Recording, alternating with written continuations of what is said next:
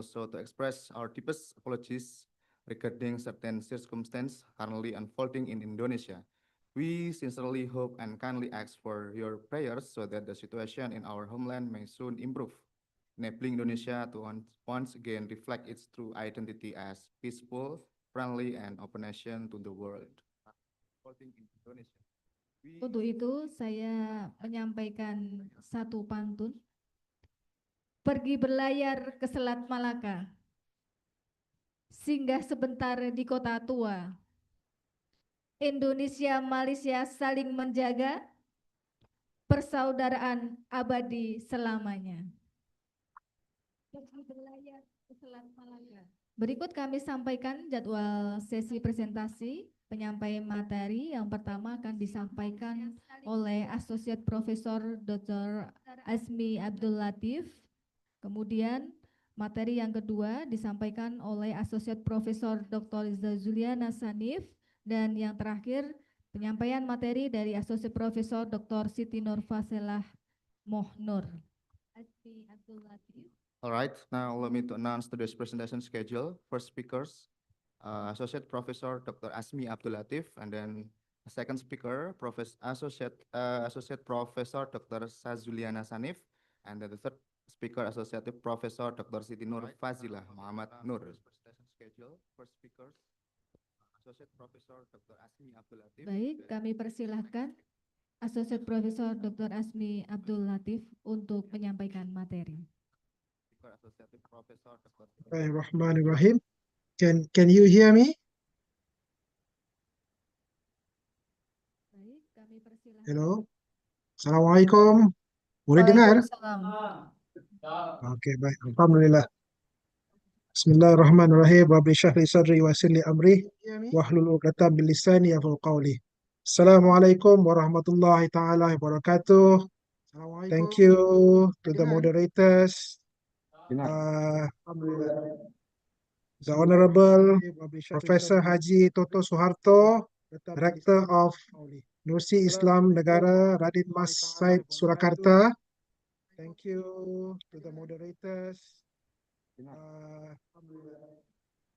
The Honorable Professor Haji Toto Suharto, Director of Nursi Islam Negara Radin Mas Said Surakarta. Thank you. The highly respected Professor Dr. Haji Imam Ma'ruf, Dean of Culture and Languages Faculty, and Vice Rector Dr. Haji Zainal Abbas, ya. Okay, Vice Rector. Fellow presenters and students, Dean of Culture and Languages Faculty, selamat petang, Bapak, Ibu, dan rakan-rakan akademisi. Good evening, everyone. Okay, Vice Rector. Fellow presenters and students, Dean of Culture and Languages Faculty, selamat petang, Bapak, Ibu, dan rakan-rakan akademisi. Good evening, everyone. Okay, Vice Rector. I'm truly honored to join you today, even though it's virtual, as we explore how humor can make language education more culturally engaging. Good evening, everyone. We have actually honored to join you today, even though it's virtual, as we explore how humor can make language education more culturally engaging. It is nevertheless disheartening that we cannot make it to the conference physically. We have actually purchased our flight tickets.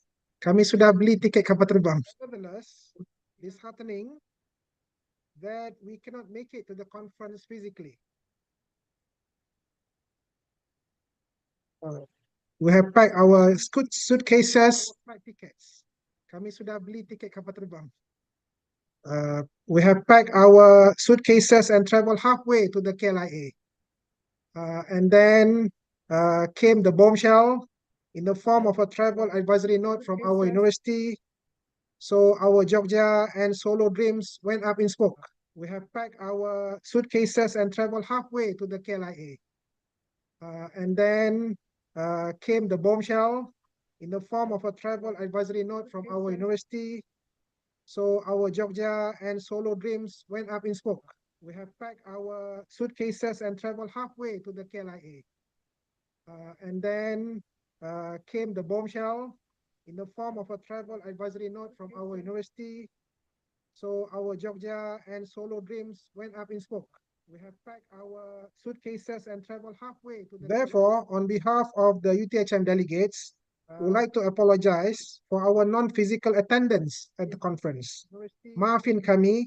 May Allah SWT continuously bless Indonesia and all Indonesians with barakah, inshallah. Therefore, on behalf of the UTHM delegates, we would like to apologize for our non-physical attendance at the conference. Maafin kami. May Allah SWT continuously bless Indonesia and all Indonesians with barakah, inshallah. I would like to congratulate the organizing committee. I would like to apologize for our organizing this conference at the conference. Even though this is, I know that this is a very challenging time for your country, and the timing of this conference is also very challenging. You know, conducting the conference at this hour in Malaysia, the time after Zuhur and Asar, actually, some of us would go to nap. We'll go for nap. But you know, it's very testing time for, I think, for us and for the audience here. Okay. May I know who is showing the slide? Yeah. Are you showing the slide, or I'll be showing the slide?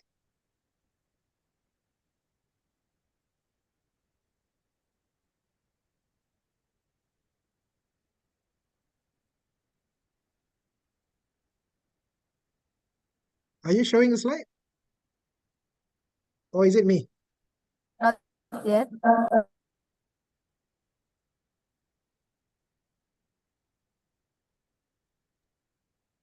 Okay, I will share from here. Okay. So you'll be showing the slide, yeah? Okay. Disebabkan tadi Ibu Elita dan juga Mas Din telah memulakan dengan pantun, maka saya juga ingin membeli pantun ya dari Malaysia. Air mengalir ke muara, singgah seketika di tepi titi. Terima kasih saya hargai sepenuhnya atas jemputan yang penuh berarti. Ke pasar beli rambutan, dapat pula seikat pisang. Terima kasih Tuan Penganjur sekalian, jemput saya bercakap walau suara kadang-kala sumbang. Kopi panas di waktu pagi, diminum sambil menghirup roti. Terima kasih kerana menjemput saya ke sini, walau jenaka saya mungkin krik-krik nanti. Okay. Allow me to switch from Bahasa Malaysia and English throughout my presentation. Let me start my presentation with my experience with Indonesian pop culture. If you can show the slide, the first slide, the slide on introduction. Are you showing to the audience? Okay. As a child, I grew up watching Indonesian movies on television. One figure who captured my attention and I idolized was comedian almarhum Benyamin Sueb, or fondly known as Benyamin S. I'm not sure whether those of you who belong to the Gen Z recognize Benyamin S. But for all of us who are 40 years old and above, I think we will recognize the figure, yeah? All right, so I guess his acting influenced my interest in humor and comedy. Nevertheless, I would like to share two Indonesian words that confused me at that time when I was small. The two words are bisa and dong. Yeah. All right. There was one time, I talked to someone from Indonesia, and he asked me, bisa makan? And I replied by saying, tak bisa. Inshallah selamat. Tak ada racun. Yeah. Because what I understand in the Malay language, the word bisa Bisa means poison. So the word has created has made me confused. Okay, another word is dong, right? Once I talked to my late mother, my late mother asked me, sudah siap buat homework? Have you finished doing your homework? Saya jawab, ya dong. And the conversation ended up me being scolded by my mother. My mother told me that you should not be using dong when you're talking to her, when I was talking to her. So what is the lesson learned? Next slide, please. What is the lesson learned from that incidents? Even though humor is universal, but how it works is deeply cultural. That's what we are going to that we are diving into today. Yeah. My topic today is on human. Sorry. My topic today is humor in language education, making learning culturally engaging. Now, okay, thank you for sharing. All right. Yeah, that is the slide. Okay, that is the first slide. That is my topic. Okay, humor in language education. Okay, that is my sharing on Benjamin S just now. All right, can you move on to the next one? Yeah. Okay, so this is my story on my confusion with the word dong and bisa, right? Okay, can you go to the next slide, please? Okay, next slide. Okay, okay, as I mentioned to you, okay. Now, the definition of humor, yeah? Humor in language education can be defined as the strategic or spontaneous use of humorous elements, such as jokes, wordplay, funny anecdotes, or playful classroom interactions to facilitate language learning. It not only lowers the effective filter, making students more comfortable and willing to take linguistic risks, as according to Krashen, but also enhances memory retention and engagement, according to Ghana. Moreover, humor often reflects cultural norms and values, enabling learners to develop not only linguistic competence, but also cultural awareness, which is central to communicative competence. Ladies and gentlemen, why do I choose this topic on humor? All right, I may not look humorous to you. All right, some people may think that I'm a kiai from pesantren or whatsoever, but actually this topic on humor is very interesting. And based on my research, yeah, topics on humor or humor itself is something that is rarely researched in Asia and Southeast Asia. In contrast, right, the topics on humor is very much researched by researchers in the Europe, right, in the UK and in the United States. Even in those countries, they have research center on humor. Now, can we move on to the next one? Okay. Why humor matters? The next one. Next one, please. Another slide. Another slide. Okay, why humor matters? Okay, when we experience happiness or humor, our brain releases a set of happy chemicals, neurotransmitters, and hormones that create feelings of pleasure, connection, and well-being. Here are the key ones. Yeah, there are 4. If you can go to the earlier slide, to the slide before. There are 4, right? There are 4, how should I say, chemical that will be released when we are happy. The first one is dopamine and serotonin and oxytocin and endorphin. Now, because this is not a science conference, I'm not going to delve into how each of these chemical function, bagaimana mereka berfungsi. But what I can say is humor creates a positive emotional state, which make it easier for the brain to encode and retain information. Shared laughter strengthens social bonds in the classroom, making collaborative learning smoother. It reduces anxiety, allowing students to take more linguistic risk, an important factor for language acquisition. Bermaksud sekiranya kita pelajar-pelajar bahasa ya berasa gembira, berasa gembira dengan jenaka-jenaka dengan humor yang disampaikan dalam kelas, maka ini memudahkan mereka. It will make it easier for them to retain language or linguistic information. Now, the next slide, please. Research also shows that humor can lower affective filter. Stephen Krashen calls it reducing the emotional barriers to learning. Next slide. Next slide. No. Please move forward. Move forward. Move to the next slide. Okay, this one. All right. The one on Krashen. The one on Krashen. Okay, research shows humor lowers the affective filter. Stephen Krashen calls it reducing the emotional barriers to learning. When students feel relaxed, they take more risk and remember more. Meaning that when students are happy, they don't feel tense. With the humor that is used by the teachers in class, right? Students will be braver in producing sentences, in involving more in language classroom activities. Now, can we move on to the next one? Okay. All right. Humor as a cultural expression. As I said earlier, humor is cultural. Humor reflects a society's values, taboos, and worldview. A joke that works among Malaysians might not work with non-Malaysians, including Indonesians. All right. I would like to give you some examples. If you can move to the next slide. Yeah.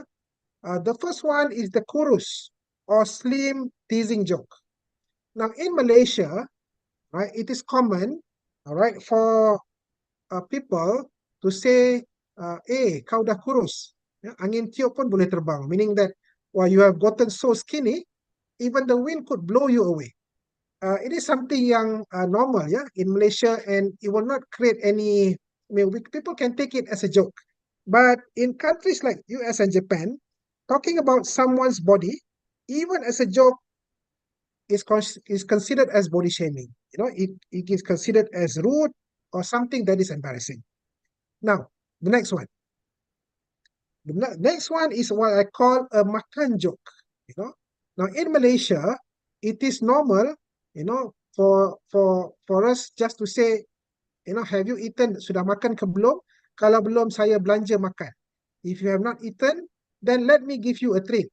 Well, oh man, you can use this as a joke. You're not serious about inviting people for any meal, but in some culture, once you say that you want to give them a treat, once you want to take them for a meal, they will take it seriously.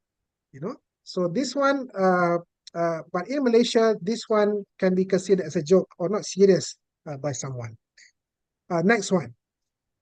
Another one is something related to the bodoh joke, or the or stupid, yeah. All right. Now in Malaysia, it is okay, sometimes we say, "Alah bodoh," yeah. You are so, because the word bodoh here does not mean stupid. In Malaysia, the word bodoh can also mean silly, right?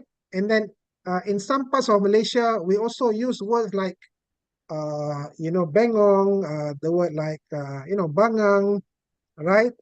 But I think in some countries, even for example, in Indonesia, we can see how, I'm sorry to say, the word tolol recently was used, and it has created anger among the people. So something that is funny in one community, in one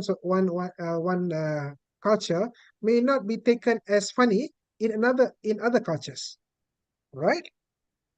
Now, I would like to move on to the next one, right? Humor as a cultural expression. So therefore, when we teach humor alongside language, when we use language, when we use humor, when teaching language, we're not only just teaching words, we are teaching worldviews. We are teaching the children, we are teaching the students to be careful, all right, in using jokes, right? We are building intercultural competence. We make them aware of what to be done or what to be said and what not to be said, especially when it's involving international community. Okay. Next one. All right. Now, there are several theories here related to humor. The first one is what we call superiority theory. This is introduced by Plato, Aristotle, and Hobbes. Now, the idea of superiority theory is we laugh because we feel a sense of superiority over someone else's mistake, misfortune, or foolishness.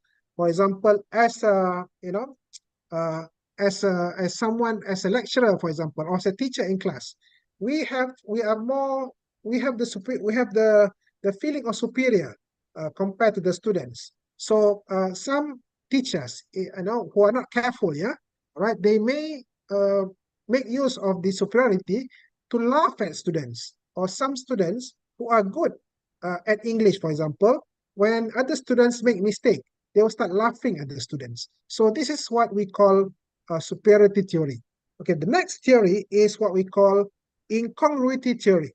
Yeah, incongruity theory means humor thrives on surprise. For grammar practice, for example, use funny absurd sentences like "the cat is doing my homework." Can you go to the next slide, please? Okay. All right. Now, according to economic theory introduced by Kant and Schopenhauer, all right, humor comes from something unexpected, surprising, or absurd that violates our usual way of thinking. All right, for example, if you look at the poster that I share with you, all right, this is totally incongruent because this is allegedly said by Abraham Lincoln. Yeah. Now, Abraham Lincoln lived long time ago when there was no internet.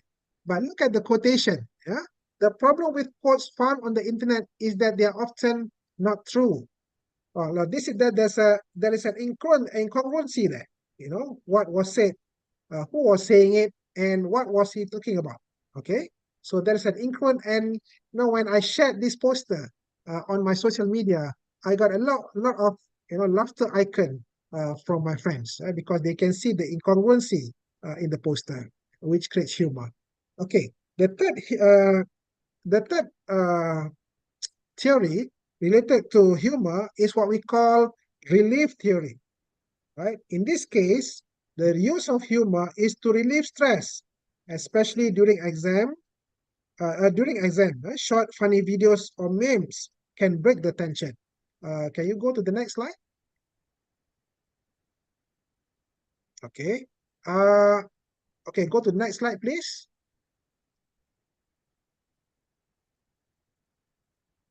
Okay, this is actually a video. I don't know whether you can play the video or not, but basically, all right, this is the function of humor in a place like Gaza in Palestine. Now, these these children, have become homeless. They are parentless. Their parents have died. They are living, they are living in war zone. So the function of humor in this kind of situation is to make the children feel relief, relieve their stress because of the war. Yeah. I think I have. I don't know whether you can play the video or not, but that is actually a video. Yeah. All right.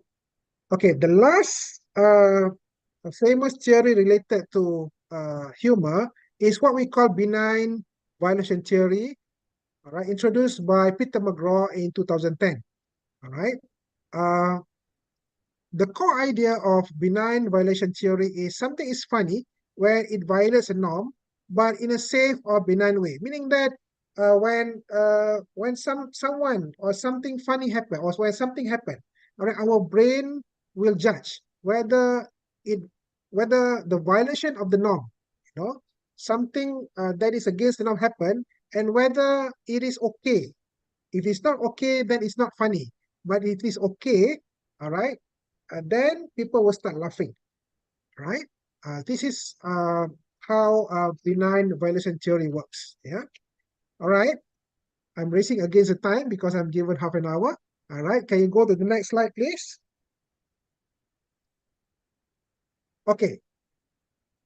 According to Rod Martin, right, there are 4 types of humor styles. I mean, all of us have humor styles.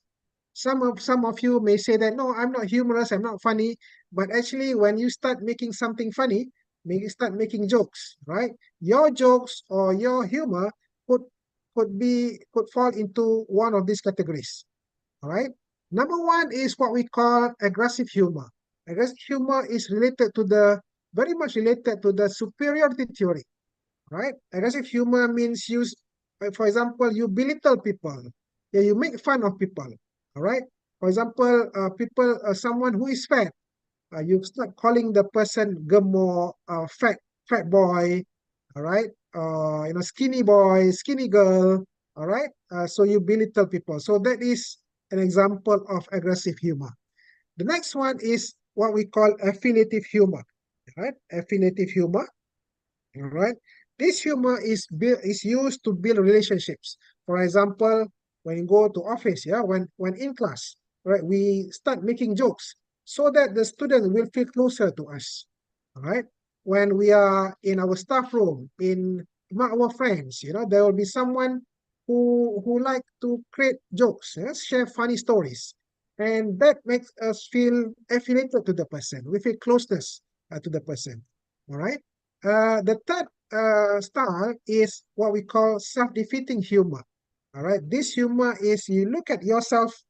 Uh, you self-defeating humor means you're somewhat usually done by someone with lower self-esteem, right? And the bad thing about this humor is someone is making fun of him or herself uh, for the purpose of seeking acceptance from others. But you know, uh, but it can also defeat the purpose, meaning that it can also make the person become having low self-esteem. Right? And the last style of humor is what Rod Martin called as self-enhancing humor. All right. Uh, of an example of this self-enhancing humor is you make fun of yourself, right? You make fun of yourself, for example, something embarrassing, but you manage to take it positively, right? For an example, what happened to me as like I shared with you earlier, right? When I misunderstood the word visa, right? In visa, in Indonesian language mean boleh, right? But in the Malay language, visa means poison. Yeah.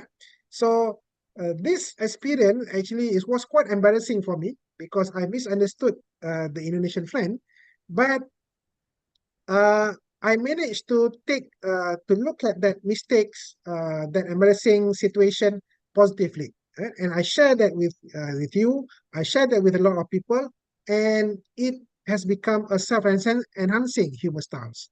Okay, all right. Can we move on to the next slide? Okay, the next one is okay, next one. All right. Before I end my presentation, there are a few key takeaways that you can get from this presentation. Okay, I've also shared a handout, all right, regarding these tips here with you. I hope that you can share this with the audience. Okay, can you move to the next slide?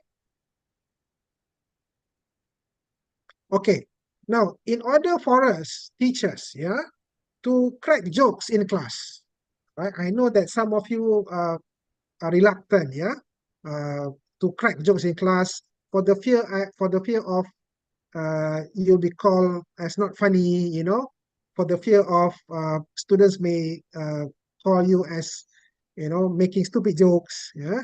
Or according to research, teachers also refuse to crack jokes, have humor in class because they are afraid that, they will not finish the syllabus, yeah. So in order for us to create humorous situation in our classroom, number one is we need to know our students. Yeah, it's very important for us to know our students, especially if in our class there are international students that we need to be more aware of the do's and don'ts in their culture. Right? We need to know their cultural backgrounds. We need to know their sensitivities. All right. For example, if I'm teaching a group of Indonesian, for example, I need to know what are the things that I shouldn't say, right? And for example, and also if an Indonesian lecturer, come to Malaysia, you also need to know what are the culture, what are the words that you should not be using in the classroom. Yeah. Okay. And another tip is for us to start with universal humor. Universal humor means something that is universally accepted, something that everybody can understand. What is it about? Yeah. So, for example, uh, again, right? Laugh. We can laugh together at the misuse of the word bisa. Yeah. The word bisa. The word some word that is universally accepted as humorous, yeah. And then we can also use non-sensitive topics. Yeah? For example, we know that if a joke related to religion is sensitive, so we shouldn't be making a joke related to religion or race. Yeah.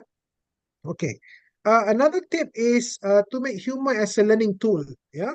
Now, for example, in my class, when I uh, uh, am teaching, all right, and when I ask a student, and the student look up to the ceiling, all right, so I take that advantage by telling the students, by also looking up to the students, and I told him, is there anything up there? So it make the class more interesting. Everybody in the class laugh. Yeah. All right. And the next tip is encourage student generated humor. All right, meaning that you let the student create the joke. Yeah, I did this in my PhD research. Yeah, when I allowed my students to write their own parody songs, they create their own funny songs, and then after that presented that in class. So it made the class a very happy situation in the classroom. Yeah. All right. Now remember, teachers, lecturers, we need to use humor to build connection, not division. So therefore, it is very important not to, especially in the Asian community, yeah, we should not be using jokes that to use body shaming or sarcasm, targeting someone, yeah, making fun of a student's weaknesses. So we need to use humor to build connection among the students, not to make the student feel alienated and so on. Yeah. All right. And we can also use humor to teach culture. Yeah. Uh, what we can do is we can share jokes. Yeah. Or humorous example from different cultures to spark discussion about language and cultural context. And finally, ladies and gentlemen, teachers, after we have used all these tips, what we need to do is to sit down and reflect and what we have done, whether the jokes that we have conducted, used in classroom has created any feeling of uncomfortable among the students. So in our next session with the students, we need to adjust our practice. Ladies and gentlemen, remember, humor is a bridge, yeah?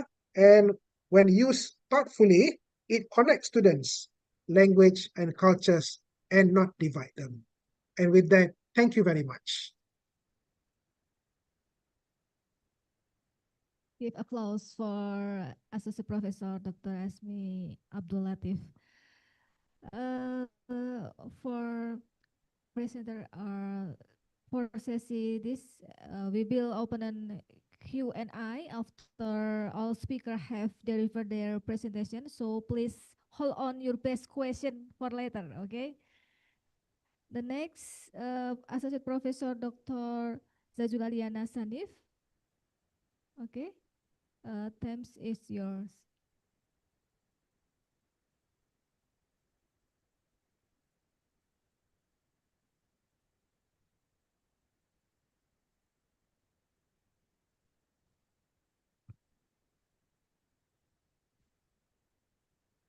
Excuse me for your speaker is mute.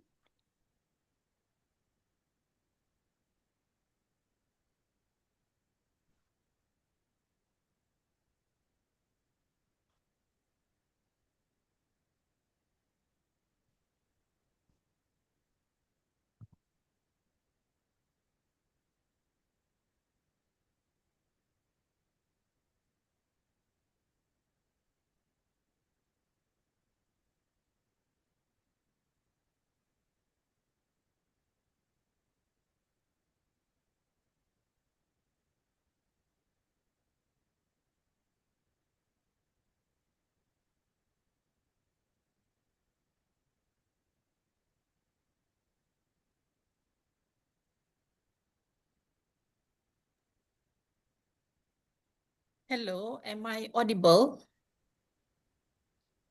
Can I be Yes. heard? Can I be heard clearly? Yes. Alhamdulillah. All right. Thank you very much. Thank you very much, Dr. Azmi. Have we started or the organizers want to say something? Because I can't really hear on your side. We have started.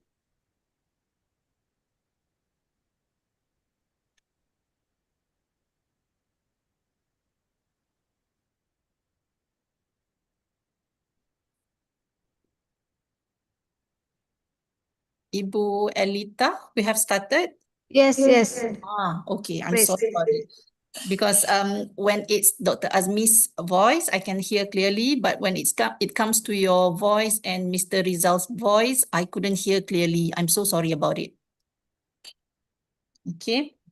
To the chair, to the beautiful chairperson and to the gentleman chairperson, to the organizing committees, to all the participants, bunga mawar harum baunya. Assalamualaikum, dimulakan cerita. Okey. Matahari condong, petang pun tiba. Jangan ngantuk, boleh saja bertanya. Okey. Right. Again, Assalamualaikum warahmatullahi wabarakatuh. If you can see my slide, that is my topic. Can you see my slide? Yes, sir. Okay. So the thing is, I couldn't share screen. I'll try my best to share the screen, yeah? I can't share screen. Okay, can. Hang on a minute. Right. So this is my topic. Actually, I am in the area of continuous professional development, CPD. And I'm looking at continuous professional development from the language, politeness, and cultural aspects. Okay, let's say if you have any questions, please do not hesitate to stop me and ask me questions, right? Okay, before I start my presentation, Dr. Azmi said he was a bit disappointed for not being able to travel to Surakarta, for not being able to travel to Solo. The same goes to me. Okay, so if he has already arrived at Kuala Lumpur, I haven't. I was supposed to travel to Kuala Lumpur the night before my flight. But the thing is, I've already bought 2 tickets, one for myself and one for my son. Okay, so I wish I could see everyone there. I wish I can see people of my because I'm a Javanese, I can speak Jawa. I'm not sure if I've met Prof. Gyoto. We speak Javanese. Okay, he understands my Javanese even though he laughed at me. All right. Okay. So let's begin. Right. So these are actually an overview of my presentation. It is divided into 2 parts: language, culture, and teacher talk. And then part 2 will be innovation in language education. So please let me know if I'm not audible or you can't really hear me. Please let me know. Okay, so part 1, I will be covering on speech act theory, politeness theory, critical discourse analysis, and conversation analysis, whereby in part 2, I will all touch on innovation in relation to multimodal discourse, discourse communities, and corpus linguistics. Okay, it seems a lot, but I will supply with a lot of examples. Don't worry. Okay. So my question is, how often do we reflect on the language we use with students and what it communicate about us? Okay, what it communicate about us. Let's say I'm teaching in front of the class, I'm teaching in front of the students. How the students look at me, how the students understand my words, may be different between one student and another. Okay, right.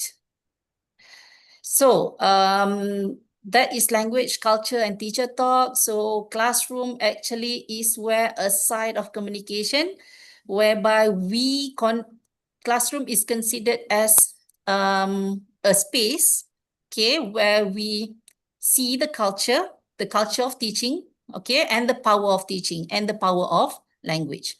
So teacher language shapes relationships, identity, and learning outcomes. So you deserve respect or you didn't deserve a respect. That depends on how your students, okay, take your words, how you also convey your words, okay? And also it depends on the culture, identity, and power. Right, okay.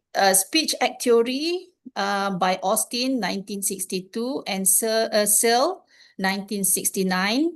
Saying is doing, okay? Saying is doing. When we say something, it shows that we are doing something. So language performs action, right? So there are 3 types of Speech Act Theory. One is directives, commissive, and expressive. So whether you are giving an order or you are requesting, or whether you are promising something to your students, or you are committing something with your students, okay, or you want your student to commit with you. So let's say after the class, please submit this assignment. You want them to promise you to submit the assignment. So sometimes it is expressive, thanking or apologizing. So in class, teacher talk directs behavior and learning. So whether you request or it's a command, right? That is based on the Speech Act Theory. Okay. As an example, based on Malaysian context as compared to UK classroom phrases, for example, boleh buka buku sekarang. Okay, boleh buka buku sekarang. So that is polite directive in Malaysia. As compared to the UK, we use the word please. Okay, can you open your book, please? Indirect directive. Okay, unlike the one in Malaysia, we rarely say tolong buka buku sekarang. Okay, we say boleh buka buku sekarang, but it based on your intonation, whether it's polite, when it's being said in a polite manner. So people will take it as a polite directive. Okay, jangan bising ya. If it is being said in a soft tone, so it is a directive with softener. Okay, softener is not the liquid that you put in the clothes in your washing machine, but it's a softener language, directive with softener. Jangan bising ya, okay? But in English, they put shall we? Let's quiet down, shall we? So that is to show inclusive phrasing. Okay, so that makes the difference between the Western and the Eastern. Okay. Speech acts in protest language. So I'm so sorry to hear what's happening in Indonesia right now. Okay, so I'm sure there's always a blessing behind everything that is happening. Okay, I will pray that everything will go fine and smooth and no more fatalities. Okay, so Indonesia, they say tolak. Tolak. Tolak means reject. It's a directive demanding change. Kita tolak, kita reject. In Malaysia, they said it reformasi. It's a directive. They want it to reform, okay? And directive and commissive. So Western, they say no justice, no peace. Directive and commissive. They wanted a direction. They wanted that to be a directive. Next, politeness theory by Brown and Lewinson, 1987. So Brown and Lewinson have phase, positive phase, negative phase, whereby positive phase, the need to belong or be valued, whereby, however, negative phase means need for independence or freedom. So teachers balance clarity with politeness to maintain student dignity. So usually in class, teachers will always try to balance between politeness. Okay, calm down, please, calm down. So everyone, please sit down and calm down. Okay, so you will use face, positive face, and you will also use the speech act theory terms. Okay, so for example, happy. Does this really look happy? But you have the anger expression. You are smiling, you are laughing, and yet you have anger in yourself. Okay, so for example, politeness theory. In Malaysia, silakan duduk dulu ya. So collectivist politeness. Silakan duduk dulu ya. If you are unable to attend to their needs at that particular moment, you ask them to sit for a while. Silakan duduk dulu ya. That is to show collectivist politeness. Okay. Unlike the Western, would you mind sitting down, please? So autonomy focused politeness. So requesting the person to sit down, that shows politeness, but in an autonomy focused. Kalau tak faham, boleh tanya cikgu. Okay, if you don't understand, you can ask me. So you are encouraging face saving, whereby to the Western, any questions at all? Any questions at all? Inviting without pressure. Okay. I hope you are following. Okay. Politeness and protest language.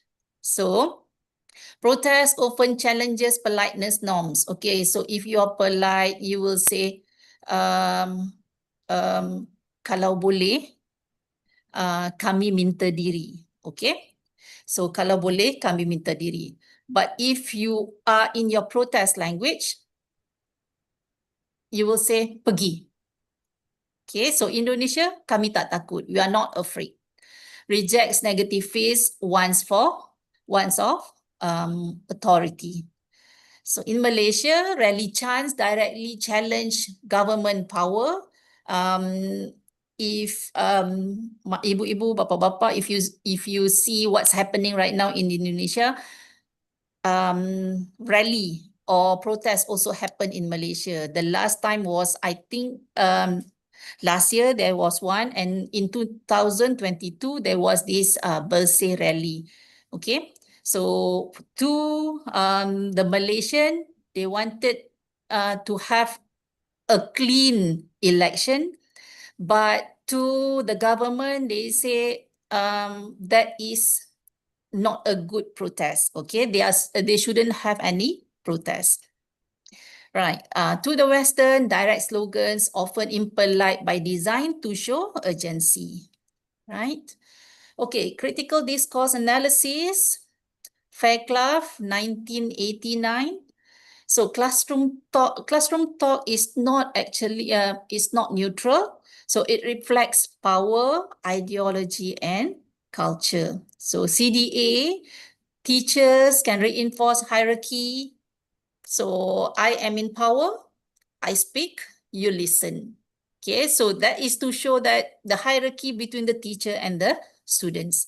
Sometimes in terms of empower dialogue, you like people to give opinion. When you are in a discussion, the teacher will say, what do you think? So you are encouraging discussion.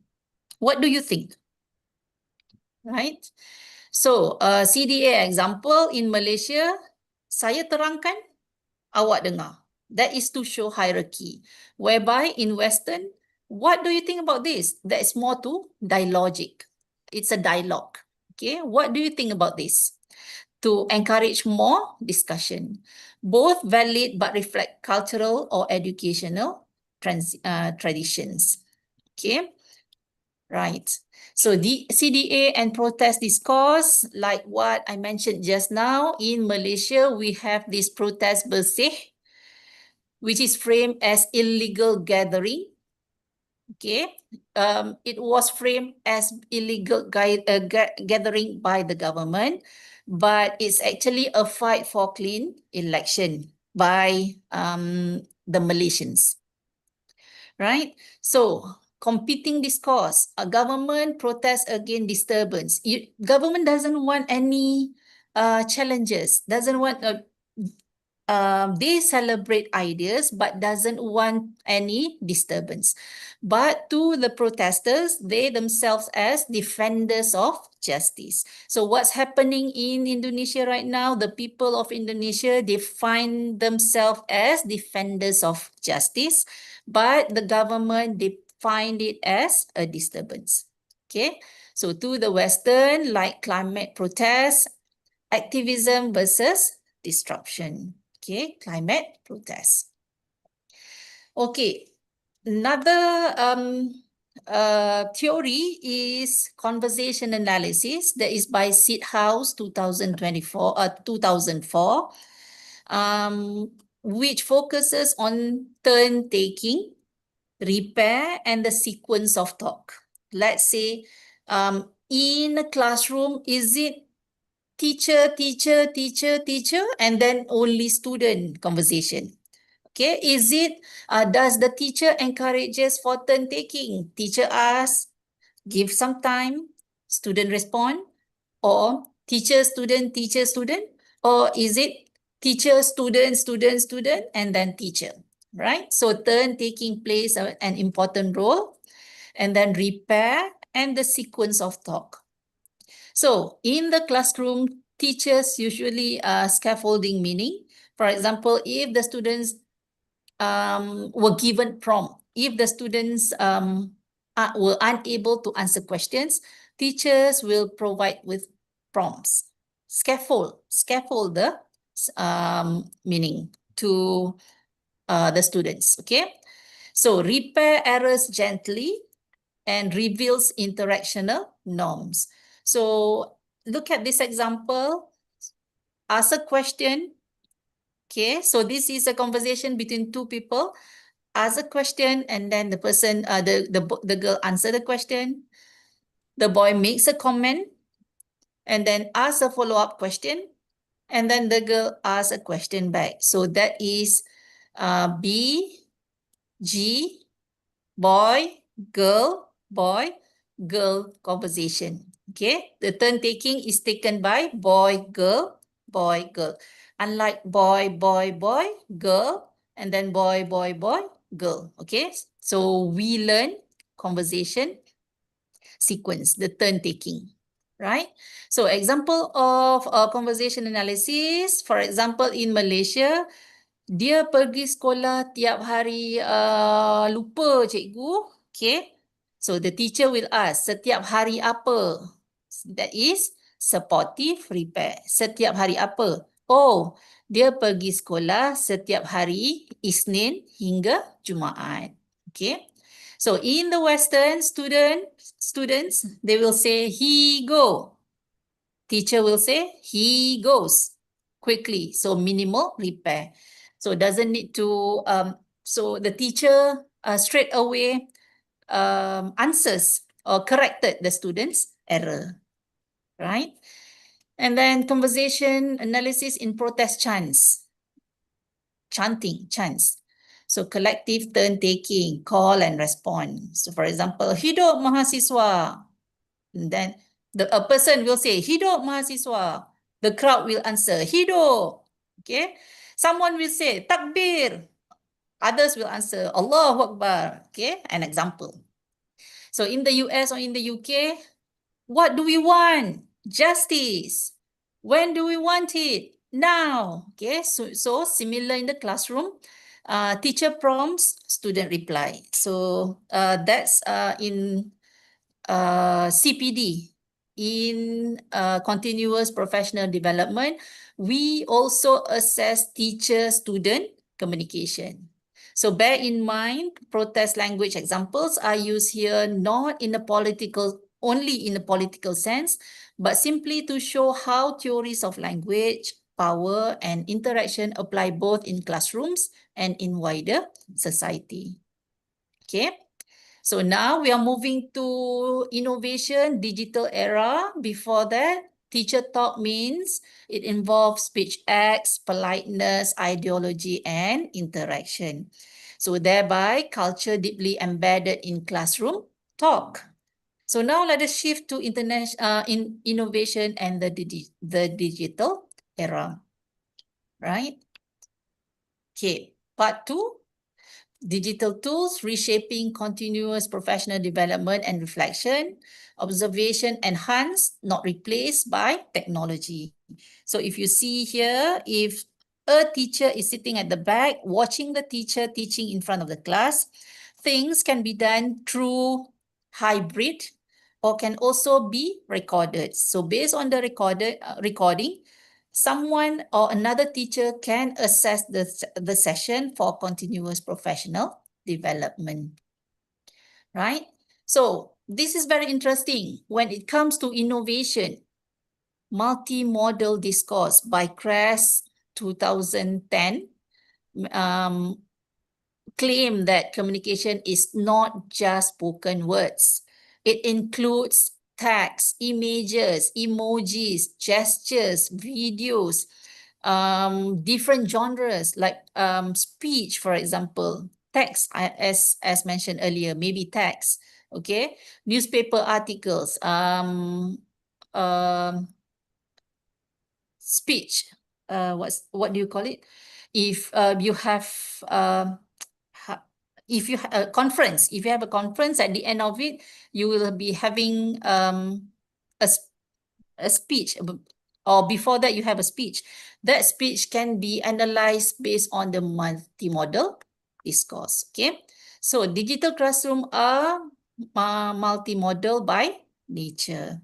Okay, so if you see here, this is actually chat bubbles. Okay, when you have so many chats and you can analyze that based on multimodal discourse.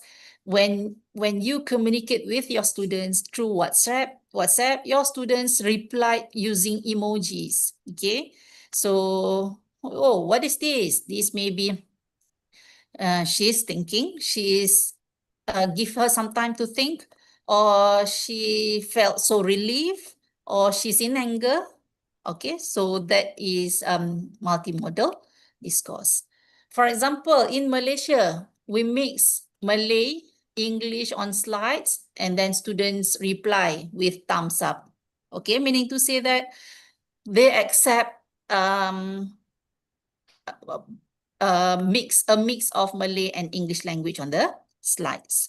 In the Western, the use of GIFs, okay, the moving icons, the moving pictures, GIFs, okay. Memes in online learning, okay. What is memes? This is an example of memes. The back pain is real when you're having online classes. The back pain is real. How was the online class? What did you get from it? We got this. Okay, so we thought you got the gist from the class. You got the gist from the lecture, whereby in reality you got back pain. You got sore eyes, for example. Okay. All right. And then discourse communities, when the name itself, communities, depends on maybe the community among researchers, the community among teachers.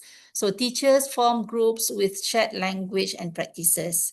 Okay, classroom observation is part of professional discourse, and therefore you consider your community as a group community for discourse community. That is based on Swales 1990.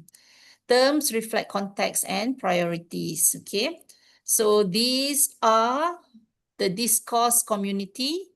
So the network teacher, the teacher and the colleague, the media, printed digital resources, and so on and so forth. Okay, discourse community, communities examples, like in Malaysia, we have this national university, national tests, for English proficiency that is called Malaysian University English Test, MUIT. It's a local test. It's quite equivalent to IELTS, but it's localized for Malaysian. It's quite similar to IELTS, TOEFL, and Lingua Skill, for example. Okay, so who are the communities? English courses prepared by the teachers, remedial exercises. So these are discourse communities. Like the Western, they have scaffolding, formative analysis, and flipped classroom. So both reflect exam traditions versus pedagogy innovation. Okay. Right. Corpus linguistics, according to Sinclair 1991, okay, uses large data sets of teacher talk and reveals hidden patterns such as frequent fillers, question types, and repetition. So the words are being put into a system.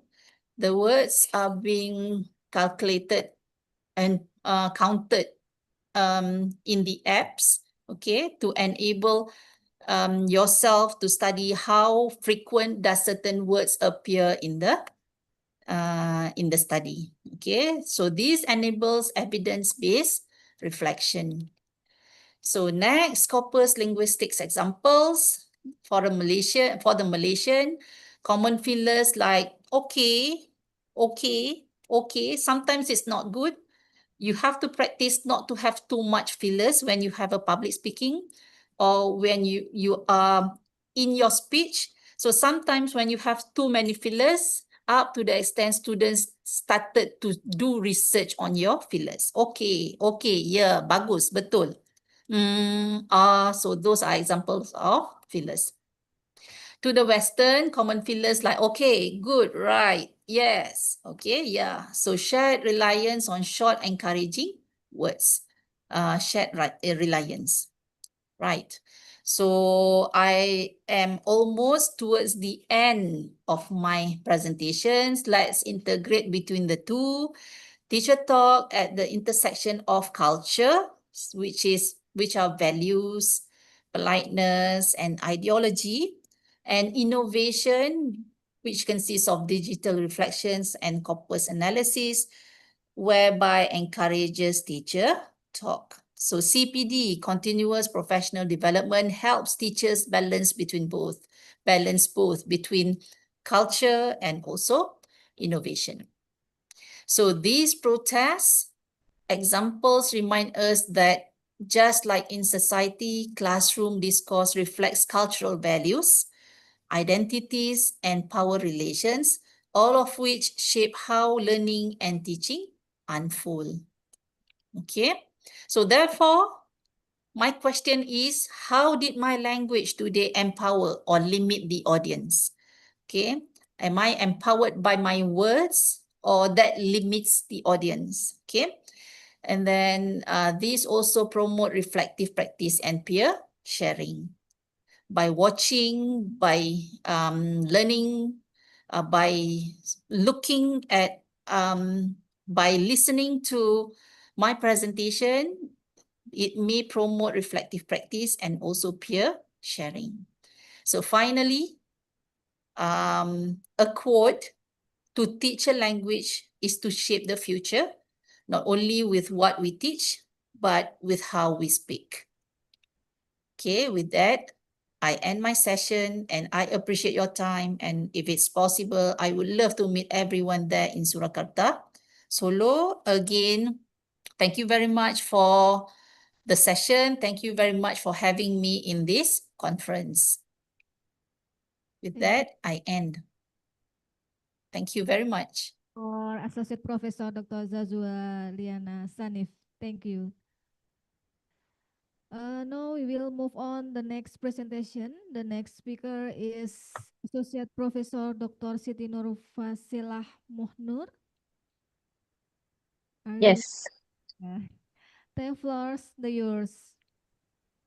Okay, Assalamualaikum warahmatullahi taala wabarakatuh, and a very good evening to everyone. I think Associate Professor Dr. Azmi has addressed everyone, so I think this is like it's 5:58 p.m. in Malaysia, but it's okay. Just like Associate Professor Dr. Azmi and Dr. Sazuliana, I was already in Kuala Lumpur actually waiting, but at the last minute we got the information, right? So we cannot go.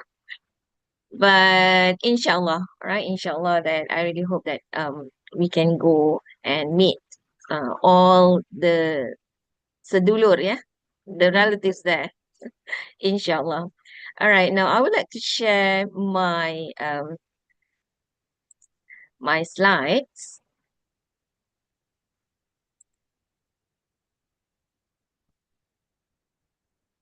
Okay.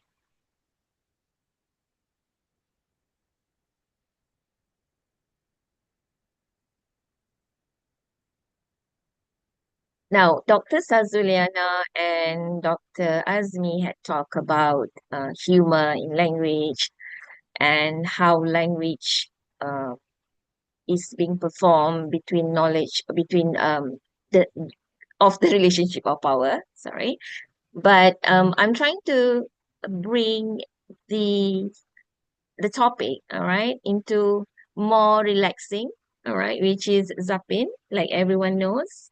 Between the Malay Zapin and the Indonesian Zapin are basically the same, except that in Johor, all right, whereby especially in Johor, um, the practitioners of Zapin, and also we call them as performers and practitioners.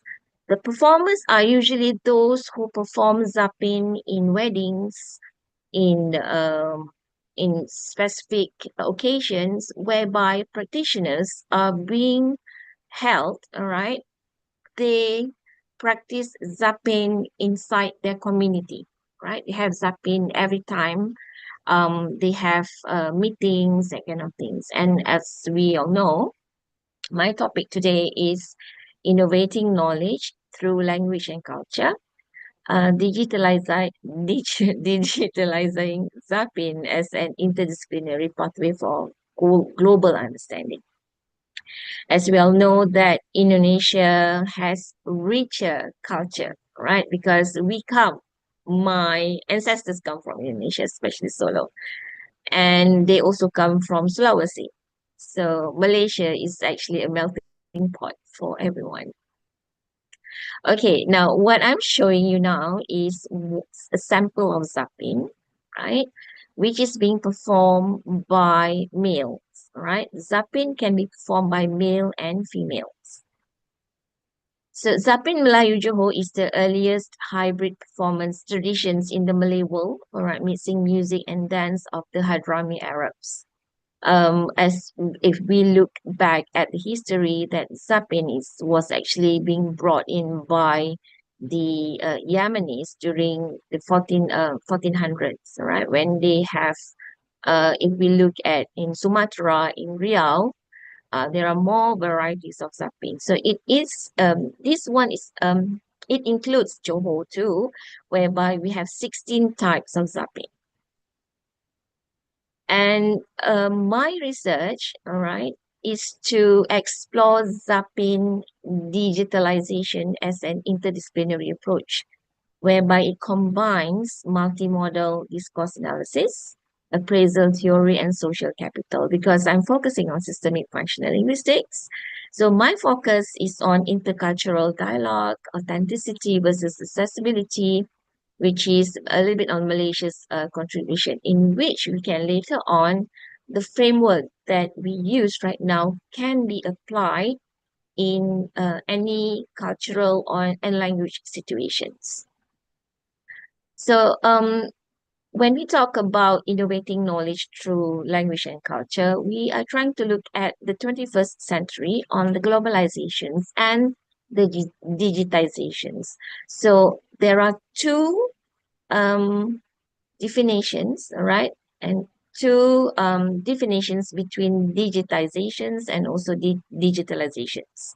So, but I'm not going to give the definitions of both because I'm looking at language and culture and also how they can go to pathways for global understandings. And also it can provide the enculturations that brings a multiplicative impact, right?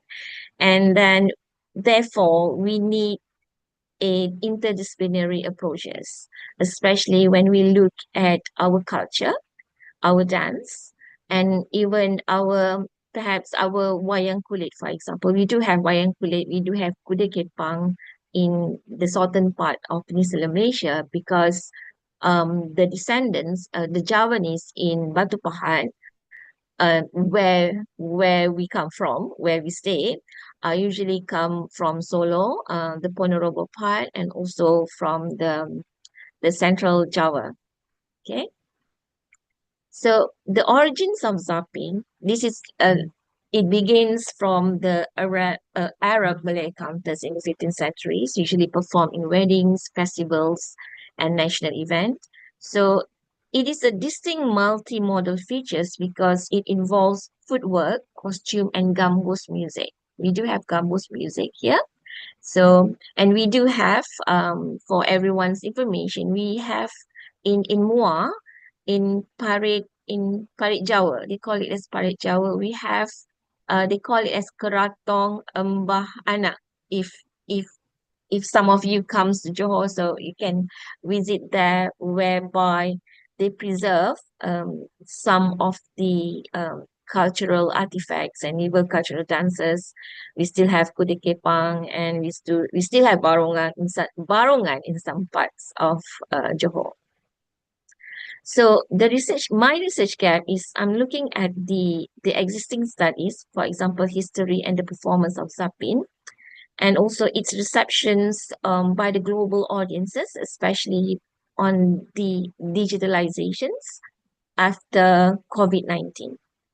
And because of this, we need interdisciplinary framework to study Zapin or any other traditional dance, all right, which dance or performance through multimodals and also multi-framework. So my literature review, I'm going to be very fast today. We look at the global access, preservations, and the repeatability, digital archives, and online education. This is for the opportunities of digitalizations. I'm not focusing on any other traditional dances because I'm looking at zapping only for the time being, right? I do hope that I can look at any other traditional dances whereby we'll be looking at many aspects. And we are looking at the cultural diplomacy and intercultural participations, and also the continuity during COVID-19 pandemic.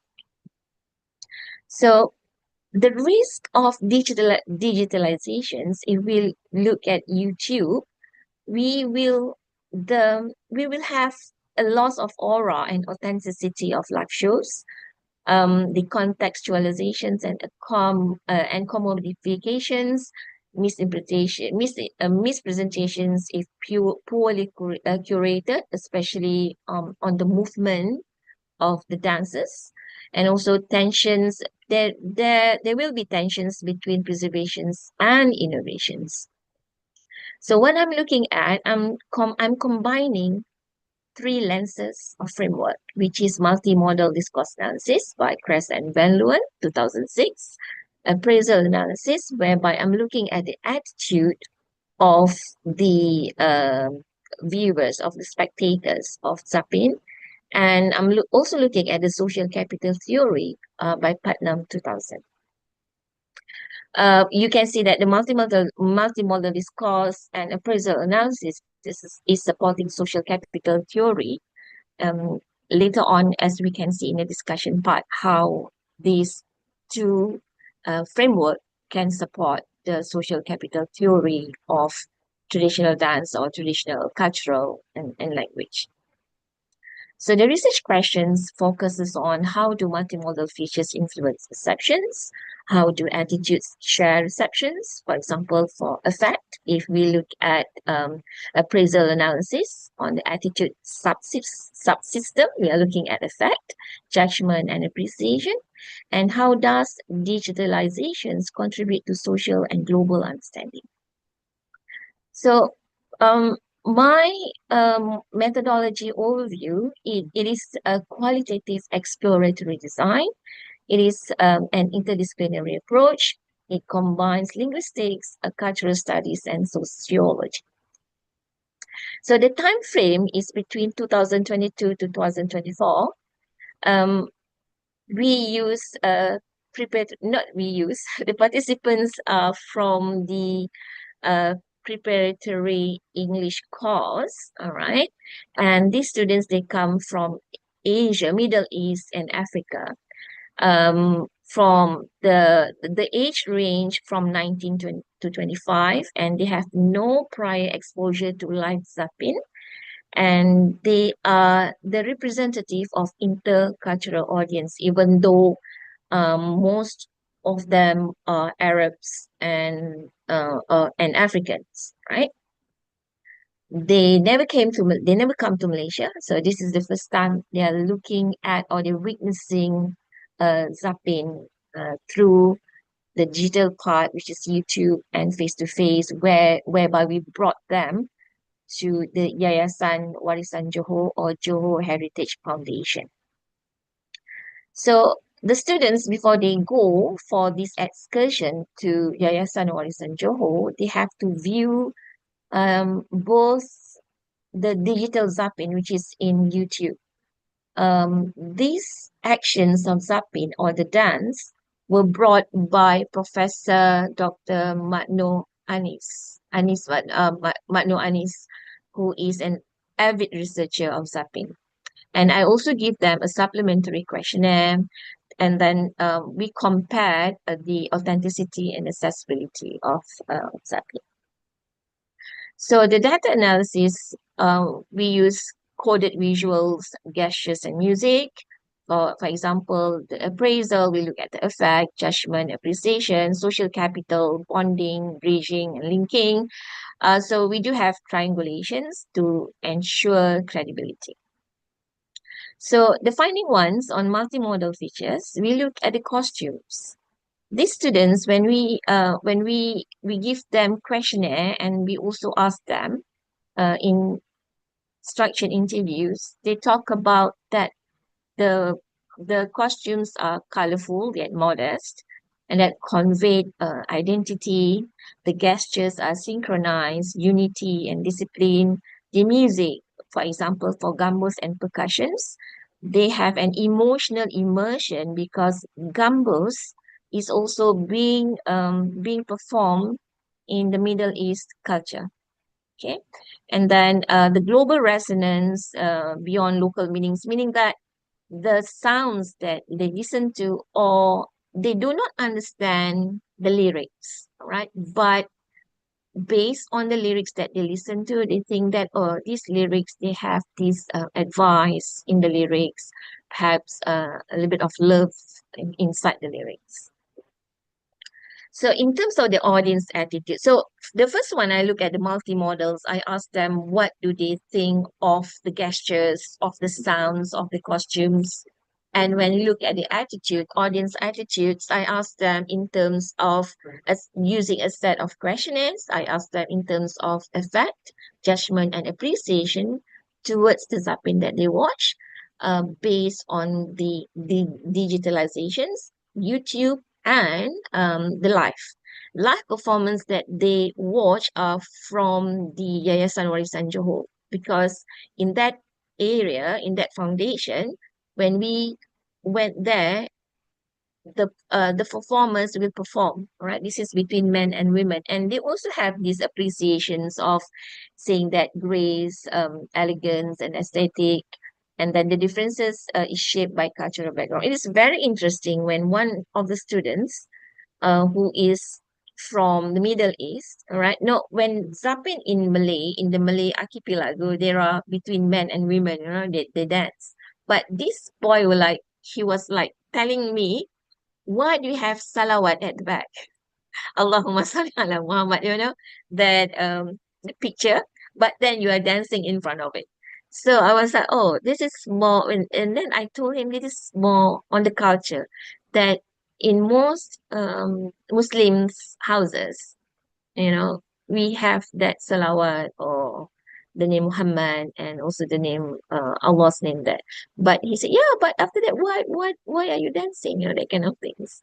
So there is a difference between the culture that we have in the Malay, whereby Zapin for practitioner are for those who when they get bored, when they are in the pesantren, for example, you know, in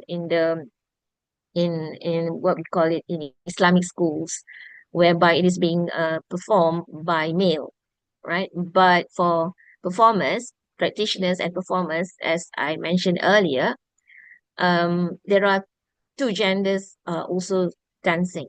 Okay, so that is the difference. So cultural background also plays an important part. The thing is, I've not gotten into the verses, you know, the lyrics in the gambos. For example, in the song, for example, Ya Salam, in Zapin. Perhaps later on we will go deeper into it. All right, this is like a um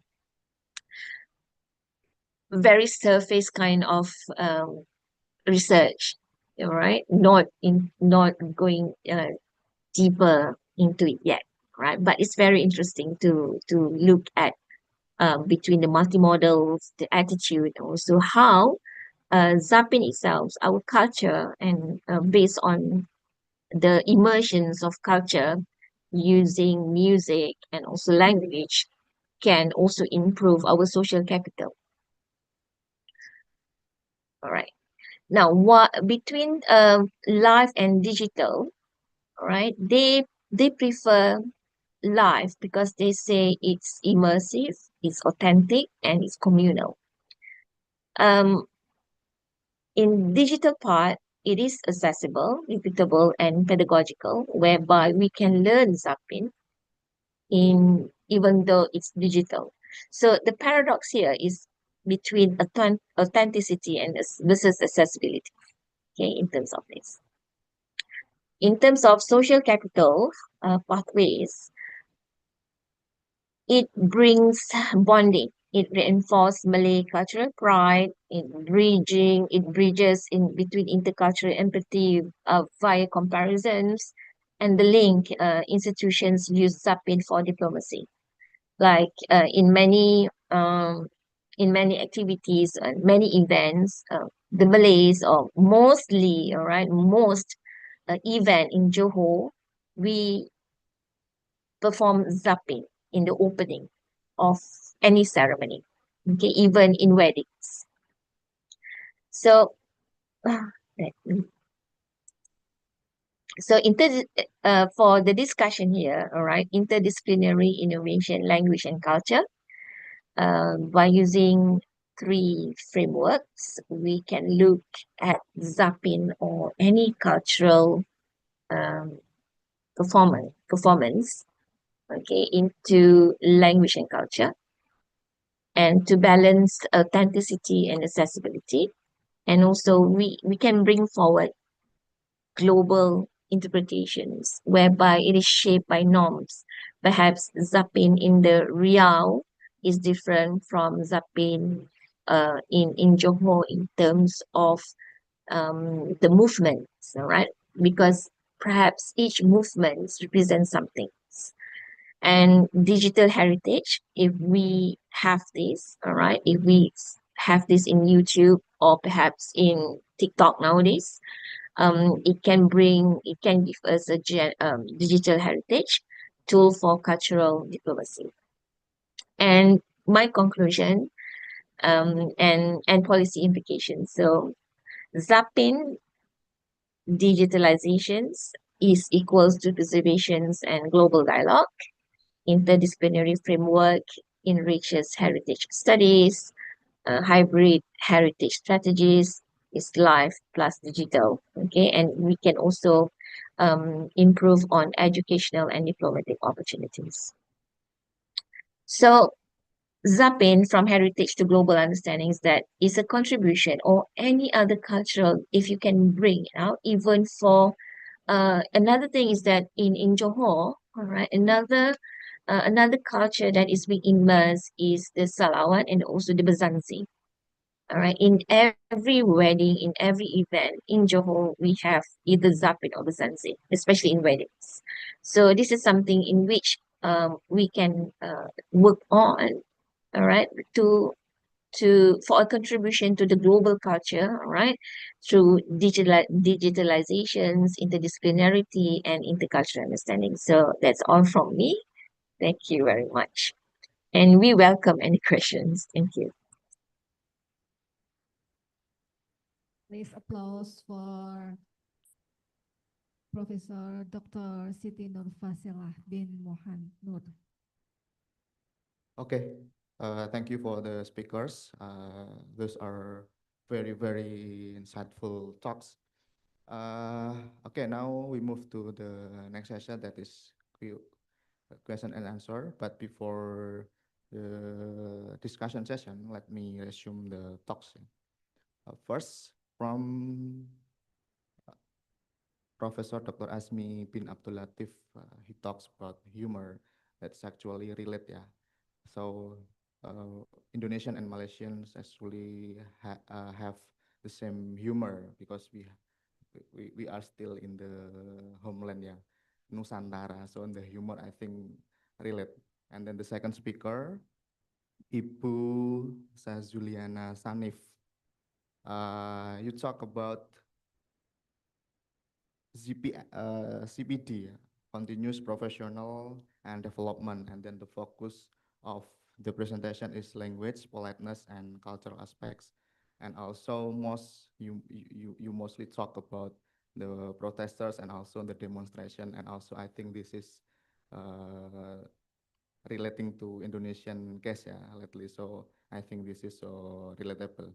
And then the last presenters, we have Ibu Dr. Siti Nurfazilah Muhammad Nur. She talks about Zapin, traditional dancing. In Indonesia, we have also traditional dancing. There are many traditional dancings, and I think uh, you spot that it needs to be digitalized. So in Indonesian, we have many traditional dancers that need to be digitalized also. So I think it also relates in Indonesian context. Okay, I think that's it, Ibu Elita. Now we can continue to discussion and question and answers. Okay, we can invite participants who are present in here at a venue, or we as well those joining in via Zoom to ask their question. Please have everywhere in here to question.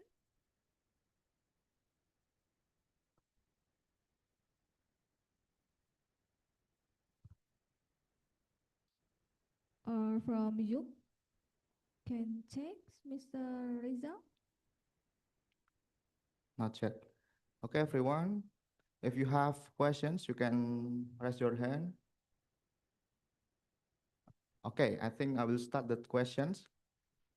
My question is addressed to Ibu Sazuliana bin Sanif. Ibu Sazuliana Sanif. Okay, Ibu Sazuliana Sanif, I have a questions for you. I'm sorry, but I need to turn off my camera because I'm trying to put my ears on the speaker so that I can hear clearly. Okay? Okay, it's okay. Okay, Ibu Sazuliana, you mostly talk about the protesters and demonstration, and your focus is actually language, politeness, and cultural aspects. And I think it is so relatable to our current cases, yeah. And I highlight the word politeness, and I think it it it seems like doesn't work in Indonesian. If the protesters protest with the politeness words, I think it doesn't work. So the government doesn't the government can change the policy. But if the protester say the words with impolite, I think it will change the policy. So what is your response, Ibu Sazuliana? Thank you. Okay, thank you for your question, Mr. Rizal. Sangat-sangat baik sekali. Definitely when we are in anger, every single word will come out from our mouth. For example, Dr. Azmi mentioned just now, the word bodoh. Okay, the people here, the children here in Malaysia, they like to say, cantik, cantik, do means bodoh. Cantik do baju kau, cantik but bodoh. Okay, so bodoh doesn't mean to imply stupid. It's more to silly. Okay, and they are just joking. So in that case, I do agree with you when it comes to protesting. Okay, when it comes to the protest, definitely people will not be using politeness. Okay, so politeness language implies to when you are having in an formal situation. For example, for Malaysian context, and I believe in the Indonesian context, they always address people as the title, with the title. Like me myself, I don't like people to call me a prof, associate prof, or doctor. I prefer it to be Kak Yana or Bu Yana. Okay, because I have so many friends in Surabaya. I have friends in Yogyakarta. They call me Dr. Yana. I don't like it. Well, not to say I don't like it when it's in a formal setting, it's fine. But when it's in a casual setting, I'm okay with Kak Yana. No need for Dr. Yana. Okay. But yes, I do look at the situation, the protest in Indonesia. I look at videos of Ahmad Sharoni's house. It's really, really sad. I'm so sad looking at it because the whole world is watching, right? So on the wall, there are so many languages. Okay. In fact, when I mentioned about multimodal discourse. Okay, when I mentioned about multimodal discourse, it was written there, disita rakyat. Okay, it shows the anger of the Indonesian. It shows the anger of the people around, okay, the communities. So the government do not seem to understand unless it is being expressed that way. So I understand, Mr. Rizal, it depends on the context, yes. If it's a formal context, fine, but I'm sure when you are in anger, when people are protesting, definitely words come out from their mouth uncontrolled. Okay? Do I answer your question?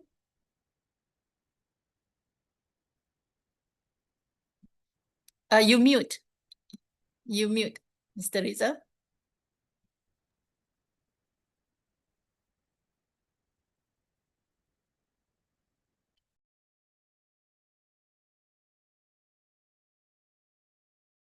And one more thing, Mr. Rizal, if you say you are interested in my presentation, and I'm also looking for students, PhD students or master students who are interested in doing language, okay, in doing linguistics, I most welcome students from Indonesia if you would like to be supervised by me. Thank you very much, Mr. Rizal.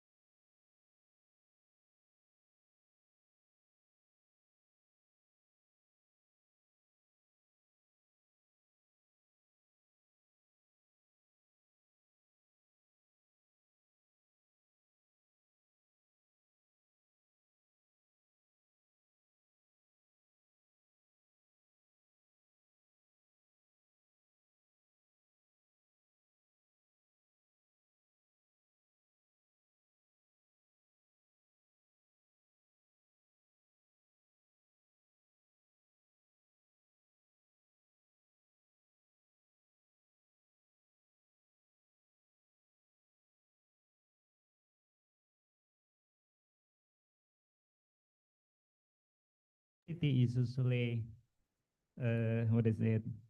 Mohon maaf, Refers to Pak Zainal, dalam sepertinya masih belum terdengar. Coba Mas Habibie bisa dipastikan dulu. Boleh dengar, tapi tak dengar soalannya. I see. With the questions. Okay, I want to give what is it, the background of my questions. It deals with things like this. Usually culture is identical with the identity, and the identity is usually identical with the site where the culture itself what is it, come up or started. In digitalizations of the culture that you have discussed, what's the what is the criteria of the culture that is digitalized, that has some of impact and some what is it, results that you have expressed, because for example, in Indonesia is conquered by Dutch. Yeah, there is also probably the Indonesian culture inspired by Dutch, but Indonesia doesn't claim. Yeah, doesn't claim the Dutch culture, even though there are some what is it, integrations of culture with Dutch in some of dances, probably in some areas in Indonesia. Zapin comes from some regions of Malaysia, Indonesia, and also Singapore.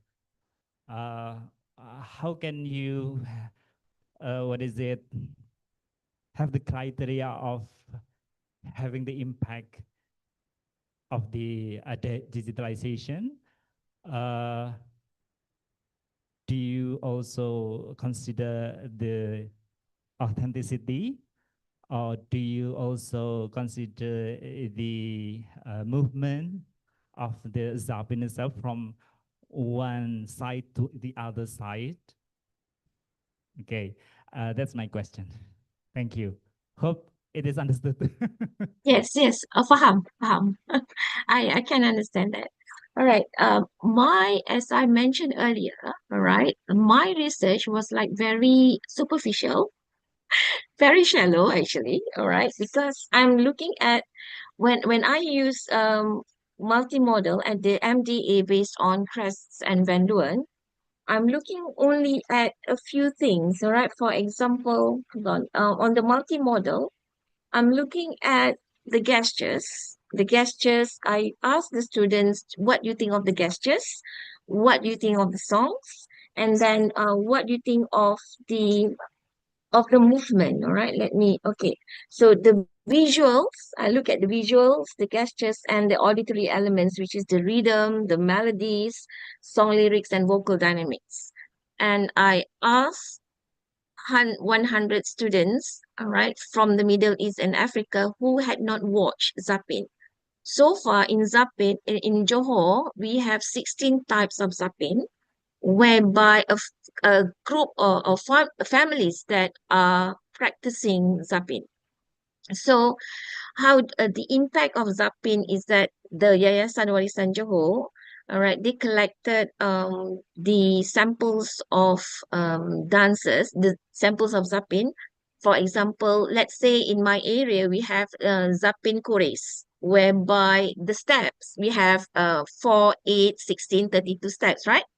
So that has been formulated or germinated, all right, that has been improvised by that specific groups. So in terms of the research, it is based on very superficial because I just want to know the attitude because I want to use the SFL, all right? And then later on with this framework, I can look at more depth, especially when it comes to CDA, for example, because I'm also looking at media discourse and media and communications and interpret it using SFL and CDA based on fair close. So that's it. The impact of Zapin, the impact of my study is very it's very small, all right. But the impact of Zapin, what the Johor state government is doing is to increase awareness that not only Zapin can be performed in weddings or in certain events, but they're trying to digitalize the 16 types of Zapin in YouTube. So far, they have not finished yet because this project was headed by Prof. Anis, right? By Anis Matnor, and recently he is in Nusantara in University of Malaya. So I always look at or refer to him in terms of Zapin. Okay, so perhaps, all right, perhaps let's say for example, we never claim that Zapin is we claim Zapin is ours we have when we have create the stats that is relevant to the specific stats. Because for example, we have the type of Zapin, we have movement which is called anak ayam, we have Zapin, for example, Zapin Kores, we have the steps that have that, the lingo or the steps, dia ada 8 step, ada 16 step or 32 steps. And even the movement, when I ask the students, what do you think of? Because they say that in Zapin, the ladies will always put down their eyes. They are not really looking at the mat. That's what they say, right? Whereby perhaps in other dances, men and women will look at each other. All right. So I have not gone really deep into it, especially when it comes to culture and also the assimilations of the in the Muslim world between culture and religion. That is very interesting, in which perhaps Pak Dosen boleh buat later on, all right, how the immersion and pertembungan budaya between the culture and the dance and even our religion, that kind of things, right? I really hope that it answers your questions. So ini boleh diperbahaskan, Pak, dengan lebih lanjut. Kita akan tengok dari segi attitude, engagement, and also the graduations if you look at Martin and White appraisal theory. Thank you.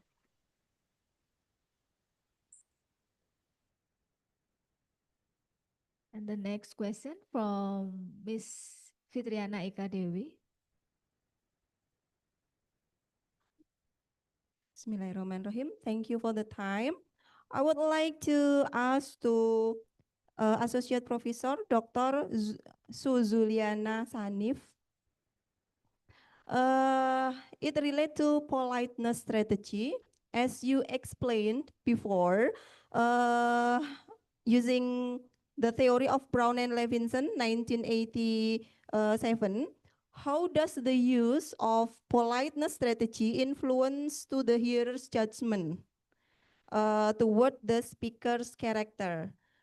Does bolt-on record strategy make the hearer perceive the speaker as more assertive but less polite? As we know that bolt-on record, the speaker speak directly. Are there linguistic aspects that make the strategy sounds polite. For example, like softener, as you said before, or intonation or others. Thank you.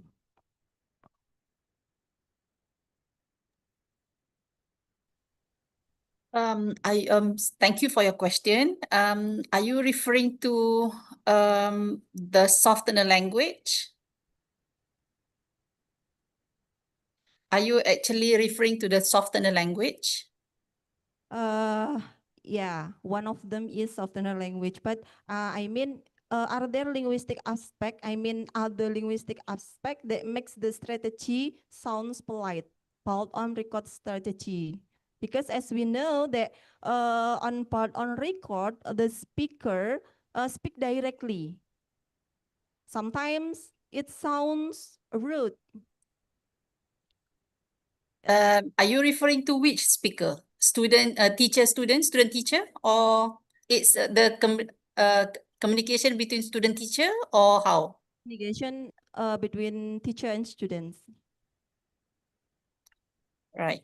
Okay, so if you're looking at the speech act theory, okay, so the assertiveness, as I mentioned earlier, and also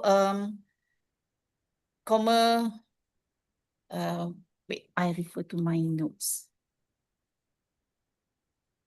Okay, the speech act theory, okay, it depends on whether it is directive with softener or it is inclusive phrasing, okay. I don't really get your question actually, that's why.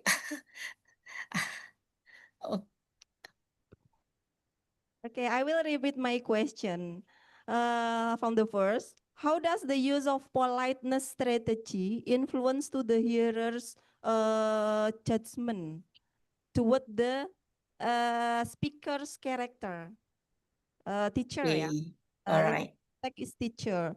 For example, in bold on record strategy, does bold on record strategy make the hearer, I mean the student, perceive that the teacher more assertive but less polite? Because as we know that in bold on record strategy, the speaker in here is teacher. The teacher in using bold on record strategy, the speaker speak directly. It is just something like ignoring the face act, threatening face act, yeah. Yeah, I get your question. Right, thank you very much for your question. Okay, so it involves also the tone. Okay, so apart from the words, like for example, the choice of words, like please, okay, could you please, the intonation plays an important role as well. So when the tone, as I've said earlier, when it comes to in the Malaysian context, we don't use tolong, we don't use so much tolong whatsoever. Okay, sometimes the expression, facial expression also plays an important role. The intonation, gestures, posture, right? Okay, those plays an important role whether or not you are the student perceive your communication as polite or impolite. Sometimes it's an instruction. When it's an instruction, it might not be a polite instruction when the students are not paying attention. Okay, so as I've said earlier, gestures, posture, body language also, and then the choice of words plays an important role when it comes to communication. Right? So does that answer your question?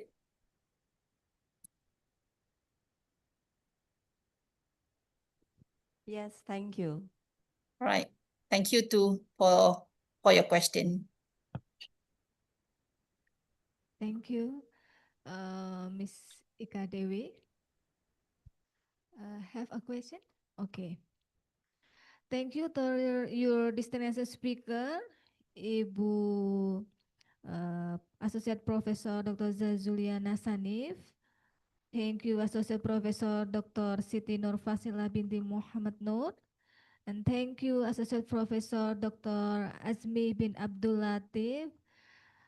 And all to participants, thank you so much on the online Zoom. Thank you so much.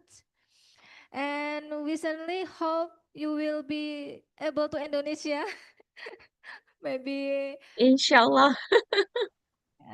if you come, Yes, inshallah one day. please come call to us. We'll be Sure. Inshallah. around together for Indonesia, because Indonesia is wonderful for beach, and the mountain is so beautiful. Please come to Indonesia. Thank you so much, Ibu. Inshallah. Sampai jumpa di Indonesia. Kami tunggu kedatangannya. Inshallah. Terima kasih banyak-banyak. You say that. Matur suwun. Nah, Yeah. tersebut That's good. kami. Burung irian, burung cendrawasih. Cukup sekian dan terima kasih. Wassalamualaikum warahmatullahi wabarakatuh. Waalaikumsalam warahmatullahi wabarakatuh. Wabarakatuh. Terima kasih disampaikan kepada Ibu Elita Ulfiana yang telah menjadi moderator pada sesi panel yang pertama ini. Thank you, Ms. Elita, for leading and lit up the first plenary session. We would also like to sincerely thank the speakers for their valuable time to share knowledge and experience with us. Yang terhormat Bapak Ibu peserta ICCL, kami informasikan bahwa acara selanjutnya ialah ISOMA dan nantinya akan dilanjutkan dengan sesi paralel pada pukul 19 waktu Indonesia Barat dengan pembagian ruang 1, 2, 3, dan 4 untuk presentasi offline dan ruang 5 dan 6 untuk presentasi secara online. Kami informasikan juga bahwa ruang 1 nanti ada di ruang Al-Mumtazah, yaitu main hall lantai 12 yang mana di ruangan ini.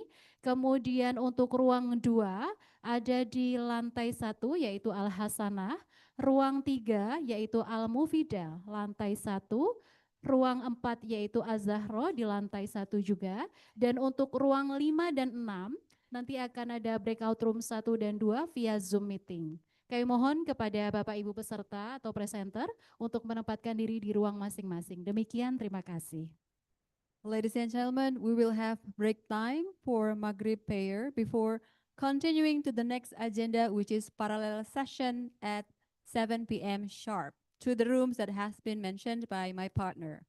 Please come on time for the parallel session. Thank you for attending today's session, Plenary 1, and hereby we close this session. Wassalamualaikum warahmatullahi wabarakatuh. Terima kasih.